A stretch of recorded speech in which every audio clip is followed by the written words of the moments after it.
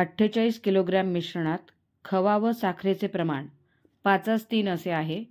मिश्रणात किती साखर मिसळल्यास खवा साखरेचे प्रमाण 3:2 असे होईल? पर्याय 1 12 किलोग्रॅम, पर्याय 2 4 किलोग्रॅम, पर्याय 3 8 किलोग्रॅम, पर्याय 4 2 किलोग्रॅम. मिश्रण 48 किलो आहे. त्यात खवा आणि साखरेचे प्रमाण आहे 5:3. म्हणजे समीकरण असे मांडले जाईल: 5x अधिक 3x बरोबर 48. 5x अधिक 3x 8x बरोबर 48.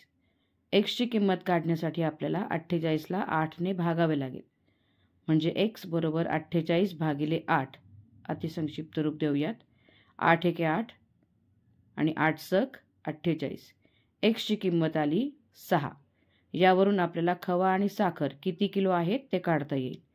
खवा आहे 5x, म्हणून 5x बरोबर 5 गुणिले 6 बरोबर 30 किलोग्रॅम खवा आहे.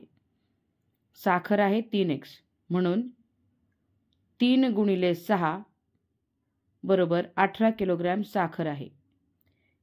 याच मिश्रणामध्ये आणखी किती साखर मिसळली तर खवा साखरेचे प्रमाण 3:2 होईल, असा प्रश्न आहे. त्यामुळे त्यात अधिक मिसळावी लागणारी साखर आपण x मानू आणि त्यानंतर खवा आणि साखरेचं प्रमाण होईल 30 18 अधिक x. त्यामुळे आता समीकरण असे होईल: 30/18 अधिक x बरोबर 3:2. कारण या नवीन मिश्रणाचे प्रमाण आहे 3:2. आता आपण हे समीकरण सोडवूयात. 30 गुणिले 2 बरोबर 3 गुणिले 18 अधिक x. 30 गुणिले 2 होतात 60. 60 बरोबर 3 गुणिले 18 18 त्रिक 54 अधिक 3 गुणिले x 3x. 54 आपण समीकरणाच्या डाव्या बाजूला घेऊयात, ते वजा होतील. 60 वजा 54 बरोबर 3x.